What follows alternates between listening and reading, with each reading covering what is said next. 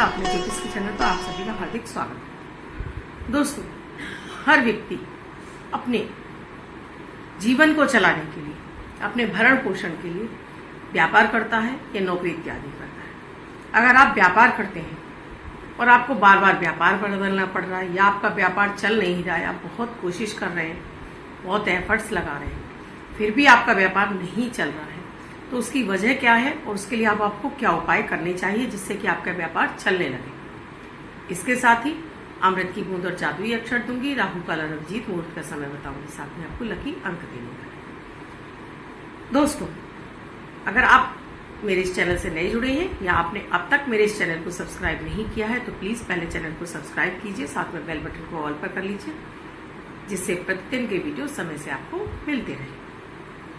दोस्तों, जब भी आपकी कुंडली का सेकंड भाव, छठा भाव, सातवां भाव, 10वां भाव और 11वां भाव, कुंडली के ये 5 के 5 भाव पीड़ित होते हैं या पाप कतरी दोष में लगे होते हैं या कमजोर अवस्था में होते हैं, तब आपको व्यापार चलाने में बहुत अधिक दिक्कतों का सामना करना पड़ता है। बार बार आप व्यवसाय बदलते हैं, व्यवसाय नहीं चलता है।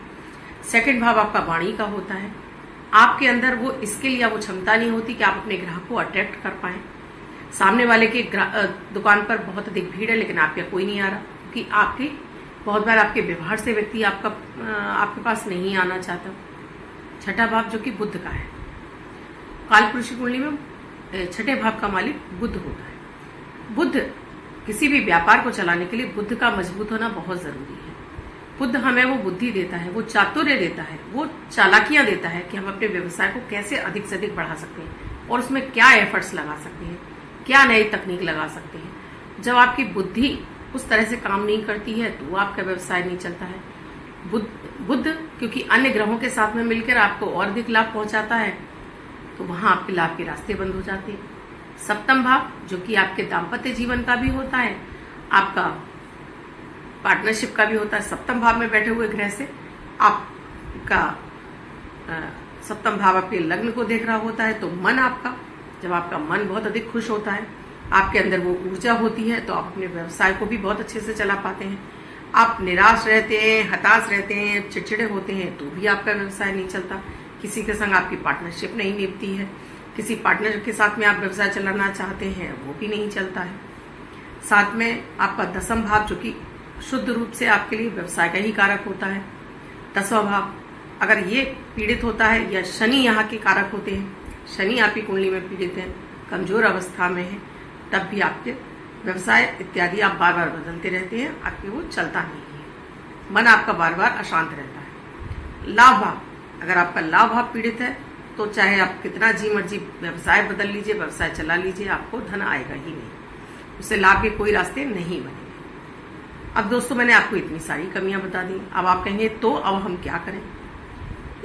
इन उपायों को कोई भी कर सकता है, महिला है, पुरुष, आप जो भी व्यवसाय चलाते हो वो कर सकते हैं। इसमें ना अपनी राशि देखने की आवश्यकता है ना लग, कोई भी व्यक्ति बिना हिचक इन प्रयोगों कर सकता है व्यवसाय चलाने के लिए। तो इसमें करना क्या होगा, आपको किसी भी शनिवार को एक बड़ा फिटकरी का टुकड़ा ले आइए, अब वो चाहे लाल हो चाहे वो सफेद हो, उसको मैं आपको देखने की आवश्यकता नहीं है। शनिवार वाले दिन ही आपको ये प्रयोग करना है। एक फिटकरी का टुकड़ा आपको काले कलर के कपड़े में इसको बांध दीजिए, काले ही धागे से बांधकर अपने व्यवसाय स्थल के बाहर कोने में, किसी भी साउथ के कोने में आप एक कील ठोकिए और उस पर टांग दीजिए, उसे टंगा रहने दीजिए। हर महीने आपको इसको, जो आपका ये टुकड़ा है, कपड़े सहित आप इसको नाली में बहा दीजिए, फिर से नया बांध दीजिए। पहला उपाय तो आपको ये करना है। दूसरा उपाय आपको करना है कि आपको हर शनिवार चींटियों को आटा, गुड़, चीनी, सफेद काले तिल मिक्स करके थोड़ी क्वांटिटी ज्यादा लीजिए और इसको आप एक प्लास्टिक की पॉलीथिन में इसको बांधिए, इसमें छोटा सा छेद कर दीजिए और किसी भी पेड़ की जड़ में आप इसको छोड़ आइए। हर शनिवार कीजिए। इसमें मात्र आपको 1 चमचा ही, सारी चीजों का मिश्रण 1 चमचा बन जाए इतना रखिए। हर शनिवार कीजिए आप। ये चींटियों का भोजन है। जब भी आपका केतु अच्छा होने लगता है तो बृहस्पति आपको सुफल देने लगते हैं, व्यवसाय आपका चलने लगता है, शनि आपसे खुश रहते हैं और चींटी विष्णु स्वरूपा भी होती हैं। तो जब नारायण की आप कि इससे आपके नारायण भी प्रसन्न होते हैं और आपको व्यवसाय चलने लगता है। ये 2 उपाय हुए। तीसरा उपाय है आपको, दोस्तों ये सारे उपाय आपको करने होंगे, और ये भी नहीं कि आज आपने कर लिया और कल आप ये चेक करने लगे कि मेरा व्यवसाय नहीं चल रहा है। इसके लिए आपको समय देना होगा कम से कम 43 दिन, और उसके बाद 3 महीने। तब आपके ग्रह ठीक होंगे, ऑरा ठीक होगी, आपकी दुकान की ऑरा ठीक होगी और आपके व्यवसाय तरक्की करने लगेगा। तीसरे उपाय में आपको हर शनिवार आपको शाम के समय किसी भी पीपल के पेड़ के नीचे आपको चौमुखा सरसों का तेल का दीपक जलाना है, और वहीं पर खड़े होकर शनिदेव से प्रार्थना करनी है कि अपने अपराधों के लिए क्षमा प्रार्थना कीजिएगा। प्रार्थना कीजिएगा कि आप जो व्यवसाय कर रहे हैं उसमें आपको दिनों दिन तरक्की मिले, जो भी अटकलें हैं, जो भी अड़चने हैं वो सारी दूर हों, ग्राहक आपसे अट्रैक्ट हों और आपके पास खिंच कर आए। उसके बाद वहीं खड़े होकर ओम शम शनिश्चराय नमः मंत्र की एक माला कीजिएगा, पीपल के पेड़ की 7 बार परिक्रमा कीजिए और बिना पीछे मुड़े देखे घर वापस आ जाइए। ये भी आपको हर शनिवार करना है। अब जो चौथा प्रयोग है दोस्तों, वो आपको नियमित करना है। आप जिस भी व्यवसाय स्थल पर जाते हैं तो जब आप दुकान पर पहुंचे थोड़ा सा जल लीजिए और अपने दुकान के अपने सीधे हाथ में आपने जल लिया है इस तरह से, और इस जल को आप इस तरह से गिराते हुए अपने दुकान के बाहर छींटे मार दीजिए। पहला प्रयोग।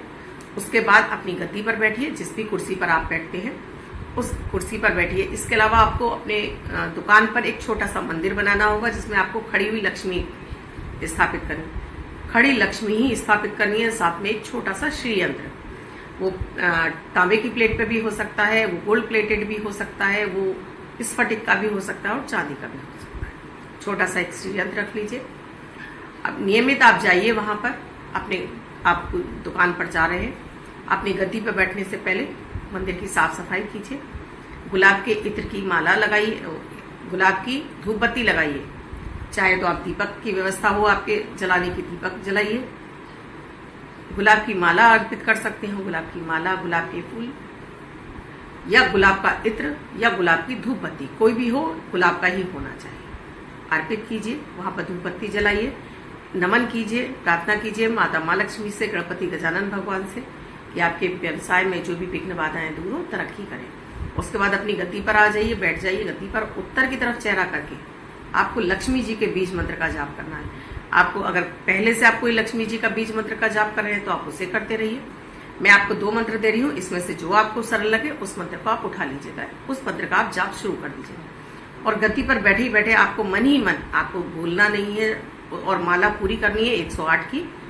चाहे तो आप ओम श्रीम श्री नमः इस मंत्र की, या ओम ऐंग ह्रीम शिम, ओम ऐंग ह्रीम शिम इस मंत्र की आप एक माला वहां गद्दी पर बैठे बैठे जाप करिए, उत्तर की तरफ चेहरा करके। उसके बाद अपने ग्राहकी पर लग जाइए।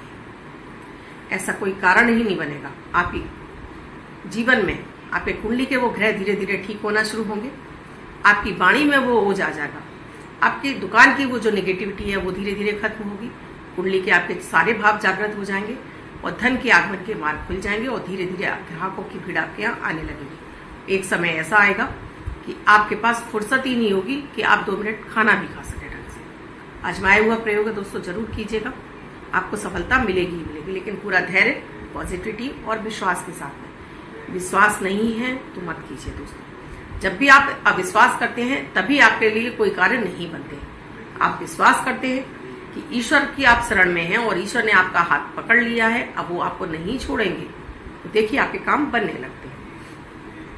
अब मेरे अमृत की बूंद और जादुई अक्षर जो कि 9 ग्रहों पर आधारित है, इन प्रयोगों में ना तो आपकी राशि देखने की आवश्यकता होती है न लग्न। इन्हें कोई भी देश का व्यक्ति, किसी भी भाषा का व्यक्ति, किसी भी धर्म का व्यक्ति 10 वर्ष के बच्चे से लेकर 90 वर्ष तक पूजन करके शुभता प्राप्त कर सकता है।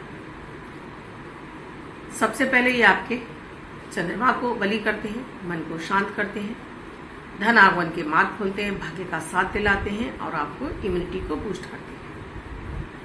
22 अप्रैल 2022 दिन शुक्रवार, आज का राहु काल है 10:40 से 12:15 तक। इस समय आपको कोई भी शुभ कार्यक्रम नहीं करना चाहिए। अभिजीत मुहूर्त का समय है 11:53 से 12:45 तक। इस समय आप कोई भी शुभ कार्यक्रम कर सकते हैं। आज की अमृत की बूंद में आपको 1 गिलास दूध में 1 कुटी हुई हरी इलायची कूट लीजिएगा, मिश्री के साथ में इसको चाहे तो ईस्ट को भोग लगाइए या फिर आप ऐसे ही से नाश्ते में ग्रहण कीजिए। आज आपके धन आगमन के मार्ग खुल जाएंगे। माता माँ लक्ष्मी आपसे प्रसन्न रहेंगी। आज का जादुई अक्षर है हा, हवा वाला हा।